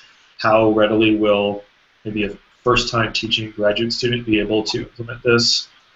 And yeah, that's a real struggle. That's where I think theoretically the standards-based thing can do really well, because if they're the method, the plan that you gave me for these 2 weeks of class just isn't comfortable with me, but I can get them to that goal this other way, then that's okay. The problem is there will be TAs or situations where someone thinks that's the case, and then what they do doesn't accomplish that. And then you can have a big problem. You have a lot of students that missed out on something. Or it could be if the TA doesn't understand or buy into the different thing that we're asking them to do, and then they go and explain it to the students a different way than we would, then the students are completely at a loss, because now they have 2 incompatible and unfamiliar explanations of what's going on that they have to navigate. And yeah, and a lot of them will wait till the end of the semester to voice concern, instead of coming to whoever's coordinating during the course to say, here's what's going on. And so if in our TA instructor coordinating meetings, they don't bring it up, and things seem clear when we talked about it earlier, and they haven't brought up any problems or conflicts, and the students aren't talking, it could blow up really big before anything gets addressed. And so that's where what we're doing this year, which, there's a lot of reasons we're doing this. It's not just because of coordinating issues, because some of that's actually gone pretty well. It just depends on who you have, right? But we're actually combining theory and oral skills into one course, where what was oral skills, which was led by TAs and adjuncts for the most part, will be sections for the big class. So the informational content stuff will largely go through me, and then the practice of application will largely go through the TAs in the sections when the classes are smaller. And then in that situation, a composer, this is what I think Anna found in her flipping experience, Anna Gabler, that those kind of situations were actually easier for the performers and the composers to help students develop those skills of applying, whether it's composition or analysis or performance. We'll see how that works, but yeah, that's been a really tough element of tying all this together, is that taking that 3-layered hierarchy and trying to do some real empowerment and flexibility at every layer is just really hard to coordinate. Yeah, I mean, another thing here is when you get these big multi-section courses, the students are very, very attuned to the differences between the sections and very concerned that especially that stuff is being graded fairly or the same across, and this is where I think the standards-based approach can maybe offer some, by being able to break down and just to kind of unpack the grade a little bit and split things apart. I feel like that might have, it might go both ways. It might also show differences between the sections more clearly. But maybe that's probably a good thing. If there are differences, then that's something I want to be able to know better. Because if I track the different sections and you can just see, well, they're kind of fluctuating like this, that's one thing. But having more insight into that can be, I think, a useful thing. But yeah, well, so on that point, I've noticed since adopting standards-based grading, less complaints about grades, less trying to convince me to bring it up a little bit at the end. Mm-hmm. And I think it's because the standards make it pretty clear what is and isn't there. It's not just, you didn't need to take those points off. It's like, no, that sight reading exam, you didn't demonstrate an ability to sight read something with chromatic neighbor tones. Mm-hmm. And so that ends up, and often self-evaluations even tend to be harsher than my evaluations on Mm-hmm. those things. And so there's a little bit less of the dispute over the grade. But also it makes the TAs who may be doing this for the first time present a really clear defense of that grade. And then if it's not done well, then the students can talk to them or to me about that. And then lastly, when the students aren't being prepared for that specific thing, they have something really specific that they can point to really easily, that this thing wasn't prepared well. And then I may say, you know what, across all the sections, we didn't do a good enough job at preparing you for that standard, so we're not going to count that towards the final grade. We're going to drop that from the formula because we didn't do our job. Or we just didn't have time to do what you needed to do for that thing. We'll push that to the next unit or whatever. But when it's like a particular teacher, particular instructor, section, or whatever is not getting what they need in that area, that also becomes really obvious in a way that then it can be addressed so that they become better at what they're doing as musicians, and then the teachers become better at teaching them. I mean, it's formative assessment for the teacher as much as for the students. I realized, when I first did it, was like, we do not spend enough time in oral skills on rhythm. That was probably the first big insight from the switch. It was like, I spend way too much time on pitch and not enough time on rhythm. So we spent more time on rhythm. Mm-hmm. Now, when you're doing self-grading, Chris, have you found that there's a gender difference in that, especially in something like oral skills? Because I really hated a lot of interactions I had with that, because I'd have, and it was so typical that these cocky guys would be like, oh yeah, I did great on it, when they missed so much, and then a girl will come and nail it, do an awesome job, and be like, well, I did okay, and give themselves a B when it was clearly higher than that. I mean, I found that when I had students write things for written assignments and things like that, I found the self-grading to be more effective. But when I was just talking through things and asking them to do a self-assessment, if I asked them to put a grade on it, I found that that many guys would overestimate and many girls would underestimate, but that if you just took the grade out of the issue and just said, how did you do, like comment on what went well, what didn't go well, and don't actually give yourself a grade, but just tell me like what things you did or could have done better. That those interactions were a lot more. I was a lot more comfortable with them, I guess. Yeah. And that's when the standards can be a little more helpful with that, because oh yeah, I think that was like an A-, and say, okay, so there were 5 things. Right. For each of those 5, were all 5 of those passing? And you kind of go one by one and ask them. And yeah, and so often, like the semester where I did self-evaluation driven grades, their exams were longer so that I could ask them after they attended, okay, what of those things were solid and what weren't? Give me an assessment of those specific skills. Yeah, I mean, this is just off the top of my head. I think I had a similar experience where male students would overestimate relative to the female students. And I think I've seen a study somewhere on that. I know it's probably the same phenomenon, like asking for raises and negotiating. Yeah. And the thing is that then when women do negotiate like men, when they do push in the same ways, and then they get labeled negatively in ways that men don't, and so it's like a lose-lose situation there. And so that's one reason to be really careful about using these things where we can predict differences in how people behave based on certain demographic information. We don't want to base our grades on those kind of things, but we do want to get them thinking in those ways, in ways that are helpful to develop their skills. So it could be, I'm going to grade, but I'm going to ask them, how did you do on this, this, and this before I give you the grade? And of course, if I'm doing it in standards, I've had them argue with me, push back and say, no, I actually did that. And I don't know that there was I don't know if I could say there was a gender difference there or not, without looking back over everything. But definitely people who wanted the A or wanted the B and had evidence, like they would come to me pretty regularly saying, no, this actually was solid enough in this area, and they'd give some evidence, and then I'd say, okay.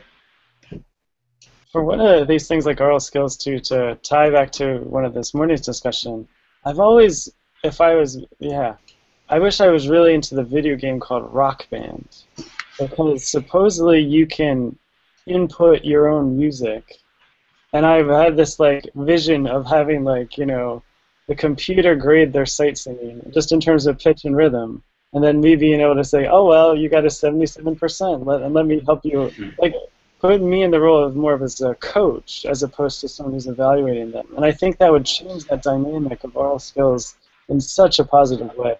But I don't know the video game. Yeah, I know. There's a link for DDR. That's something that Brent Auerbach worked on. Yeah, he did a lot of stuff with rhythm, right? Yeah, and he actually got like a whole lab of, at the time, PS2s that people could go in and like actually play, and then he would design, or students would design different rhythmic patterns and do it, and it seemed to be pretty successful. And, I mean, I don't know, I thought it would be pretty cool. And now there's the whole clapping music app that is pretty popular. At least it's iOS only, but it's hard. Yes, it is.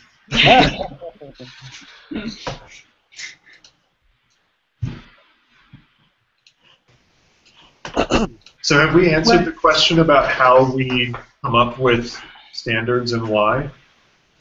Well, I think we drifted away from that a while ago, didn't we? Yeah, that's why I'm going back. Did we actually answer that? Yeah, well, I mean, it was more just kind of plumbing the depths of your experience and seeing what came up. Yeah, I mean, I could throw one other option that I did real quick, and this was more the cognition class, was identifying what are the key topics in the things that I'm having them read. And so kind of taking the textbook's lead on some of those specifics, and especially because it's not my primary research area. So to say, okay, I'm picking 2 books that I think are really good, and these are the readings that cover what I want to cover. Now, what are the big topics in these readings? And then giving them a list of those concepts and then giving them the choice of how many they need to do. Essentially, they had so many of these videos they had to make, so many of these application things they had to do from a list of concepts. And so whether we say, okay, here are all the, and I've now gone through and made that list for Open Music Theory to go through some of the stuff that I'm going to do later, and I can share that once I type that down and we make some revisions. But to have a list of like, here are kind of like the big terms, the big concepts, the big skills that we address in here, and then it may be there's like 50 to 100 of them that we're going to go through in this semester, so that's too many to make into standards that we're going to assess. But it may be that we choose some of those and say these are the most important, so they need to be assessed, and the rest of them are just engaged. Or it may be the students get to have a choice, or it may be that we limit what we do in that semester so that we get it down to a number that's manageable. So it is roughly like 1 per class meeting on average, and they have to do some level of basic like memorization, assimilation, application for each one. So that's another way to approach that, rather than start with like, here's the rep we want to understand what's kind of embedded in that. Start with, okay, here's some actual concepts, and what does that look like in terms of assessment and classwork. One thing I do try to hit home with my students, and I did this when I gave one day with the syllabus where I gave general learning objectives and asked them what in class, or what are the activities that are best suited for helping you develop these skills, and what are the activities that are the best for assessing them. And they produced themselves a pretty good set of practice skills and assessment skills, and realized themselves through that task that those lists were not the same. And that sometimes the best thing to do to develop a skill is not the best thing to do to assess it. And therefore, we shouldn't just pick the assessment and then practice doing that assessment over and over again. And this is kind of the core of my against sight reading blog post from a few years ago. Not against, but why I de-emphasize that sight reading over and over again only addresses some of the aspects of what makes you a good sight reader. And actually, good sight reading is a symptom of a musical maturity that we want the students to have, and it's not the only sign that they have that maturity. And so sitting down and saying what is what we want in their brain at the end, and what are the different ways that can come out, and what are the ways to build that. And when those are different, standards-based assessment can get us thinking really intently towards the assessment and what we're doing for those assessments. And we want to, or I think we should keep in mind that just doing that, gearing towards that, may not be the healthiest way even to get them to be good at those assessments. So it's still like, we still have a predilection to teach towards the tests. We just now have like 25 tests that we're teaching towards, which makes it even harder to have some more open, playful, emergent learning environments. So just things we need to keep in mind to balance all this as we design the courses.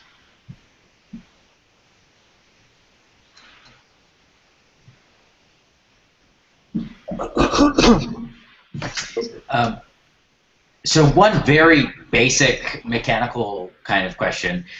When you do this, and you kind of obviously have an online gradebook set up where students can kind of look at the, presumably look at the data as kind of in a clear way that they can see by standard or by whatever. But do you also include, like, when you hand back an assignment, say, just like a chart, like a sheet, like that breaks things down, or is it just feedback in terms of the marks online? Or I'm just kind of not sure. You can do any of the above. I mean, I think it really depends on the assignment too. Mm-hmm. What I do for a lot of my written theory classes is give them like a box at the top that has the various standards, and then they get a grade in each standard. Right. And then on their paper itself, I'll have like an X above the staff where they need to fix something, or a circle below the staff if something's wrong.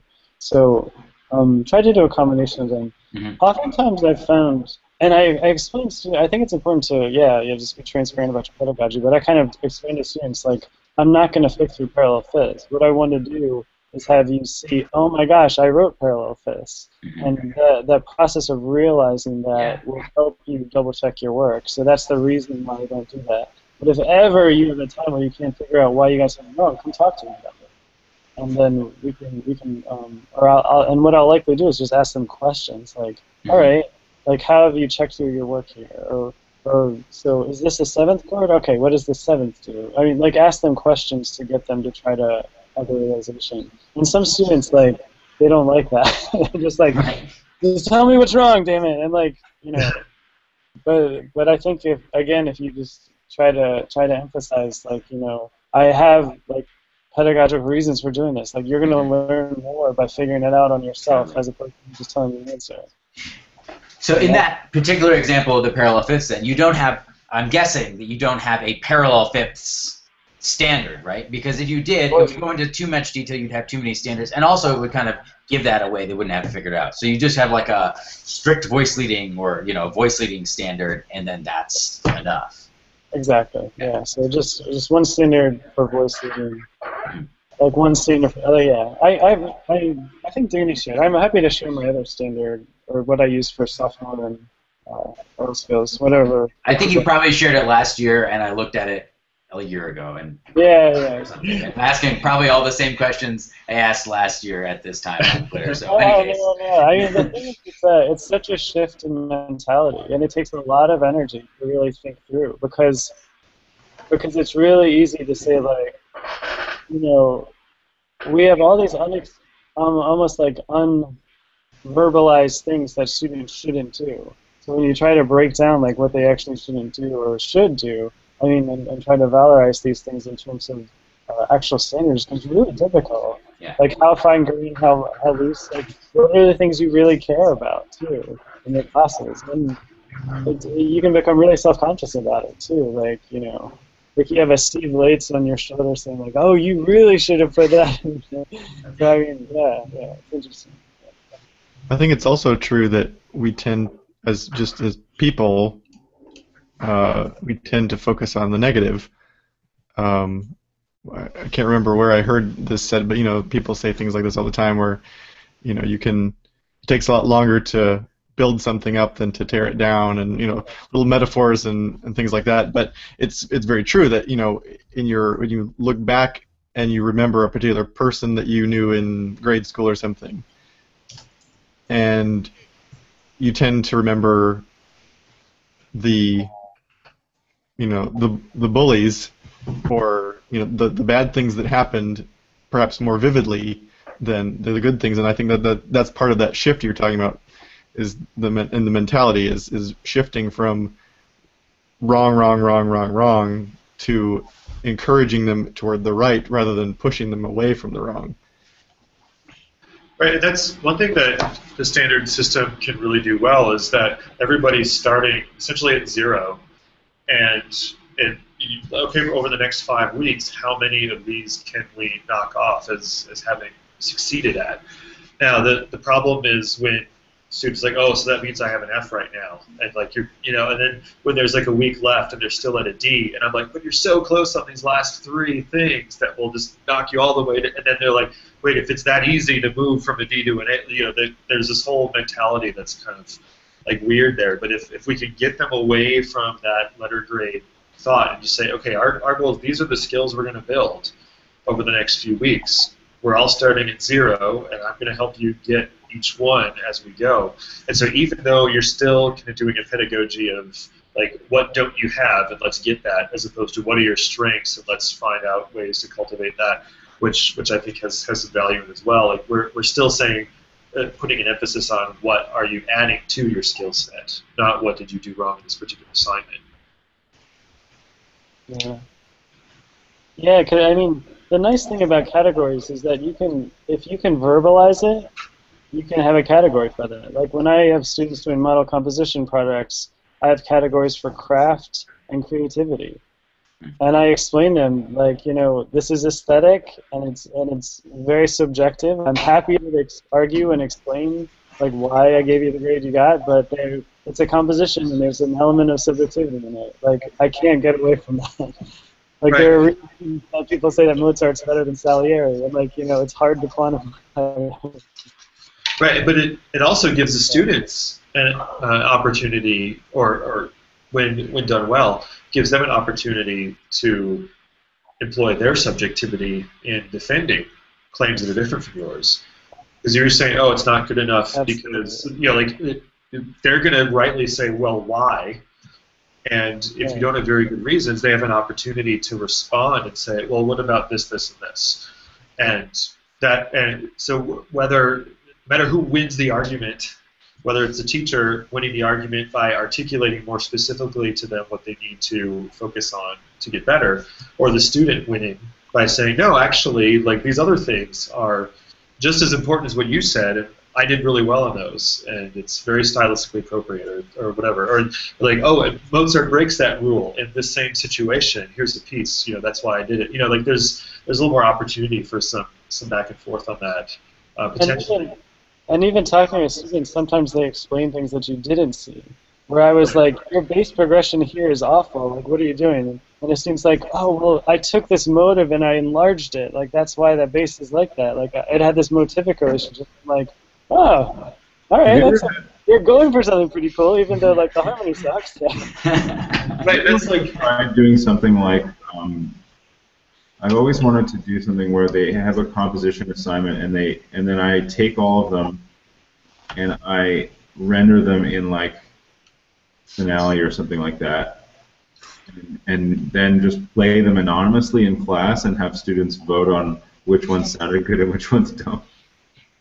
Oh, but then if someone laughs at one or says, "Oh, that's horrible," then like, I don't know. Like I've known people who were on the receiving end of that when I was a student, and it's just if you're gonna have a bad example, I think it really needs to be canned, or it needs to be a combination of like so many bad things from all kinds of different assignments that multiple people did. Well, you could do it online, and so that you didn't do it in a group setting, and people could just like rate them.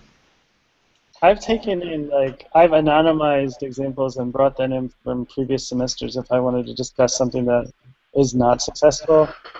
I think, or you like tweak an example a little bit. Yeah. Yeah, it's hard critiquing real student work live. I've heard everything you're saying. Yeah, but our performance colleagues do that all the time. Yeah, they do. Yeah, for some reason. It's different. But it's not anonymous and people don't laugh. They're much more conscious of the social. Like if these students had come up and presented their work, I think that's a little more analogous to a studio class or a performance setting. Yeah. Just while we're on this topic, another option of assessment for that works well with the SVG or not for more of kind of the theory stuff and less of the oral skills stuff are oral exams, which is what I did for this 19th century class. Their final was an hour per person. They would come in and they had half an hour with a piece, and I provided the score, I provided the recording. The score was unmarked, so they didn't know what it was or who wrote it. And they had half an hour to sit in a room and do whatever they wanted. And then they had half an hour with me to come in and tell me everything they learned about that piece. And then we could have a conversation, and sometimes it would devolve into well, I really wasn't sure what was going on here, but I feel like this is kind of the emotion they were trying to get across, and so many things outside of just this is a 5/5 chord would come up, and I feel like that was much more valuable both for them and for me than doing a written paper or a written. Anna Galboy does her entire freshman theory exam in interviews. Yeah, she has an awesome excellent exam like that.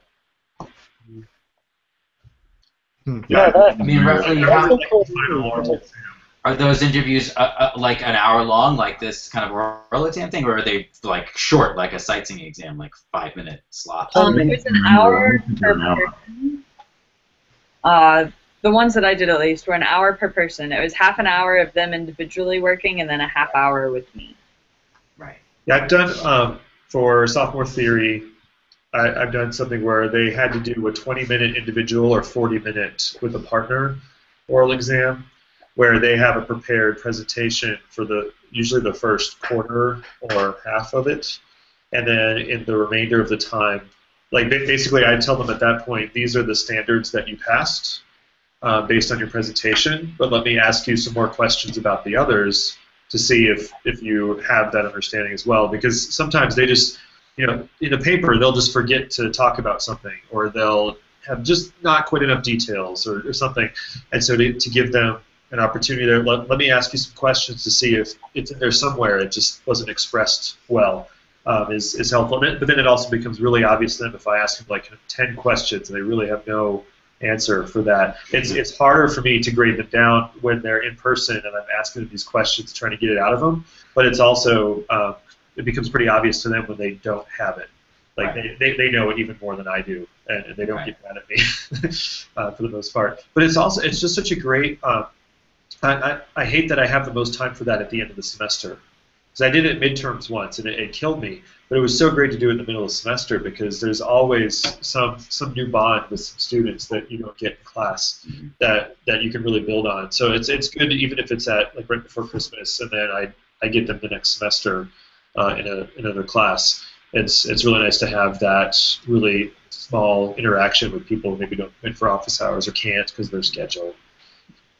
Yeah, even for this class, one student who came in, admittedly, they had kind of a beefy piece. They came in, they told me a bunch of stuff. It was very clear that they knew what was going on. And then, maybe about halfway through their 30 minutes with me, they said, you know what, I really got stuck at this part. Can you help me with this? And we just worked on it together. And that was still really valuable, even though it was brought in as a, help, I don't understand this. But through just, 5 minutes of individual interaction, it was, oh, okay, I see. And then so many students at the end of this said, is this my score? Can I keep this? And they're like, I want to keep looking at it, and left. And they had something that they could keep doing. Oops.